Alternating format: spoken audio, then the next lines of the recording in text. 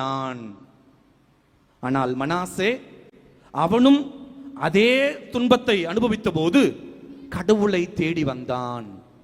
தன்னுடைய பழைய வாழ்க்கைக்கு மன்னிப்பு கேட்டு, தான் வாழ்ந்து கொண்டிருந்த அந்த தவறான வாழ்க்கைக்கு மன்னிப்பு கேட்டு, கடவுளே, உண்மையின் தெய்வமே, ரட்சணியத்தின் கடவுளே, அன்னை மரியாளுடைய அற்புத இயேசுவே என சொல்லி அவன் அற்புதமாக யாவே தெய்வத்தை நோக்கி அவன் ஓடோடி வந்தான்.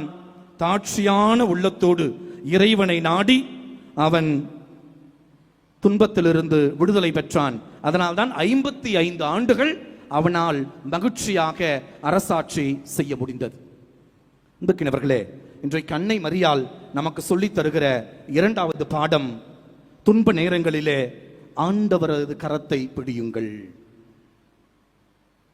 துன்பங்கள், துயரங்கள் உங்களை ஆட்கொள்ளுகிற பொழுது, கண்ணீர் கடலினால் நீங்கள் முழுகி தவிக்கிற பொழுது, உங்கள் வாழ்க்கை ஏதோது முடிந்து போய்விடுமோ, எனக்கு யாரும் இல்லையே என சொல்லி நீங்கள் பரிதவித்து போய் நிற்கிற போது, பூலோகம் போற்றும் பூண்டி புதுமை மாதாவை நோக்கி வாருங்கள். பூலோகம் போற்றும் பூண்டி புதுமை மாதாவனுடைய கால்களை இறுக பிடித்துக் கொள்ளுங்கள்.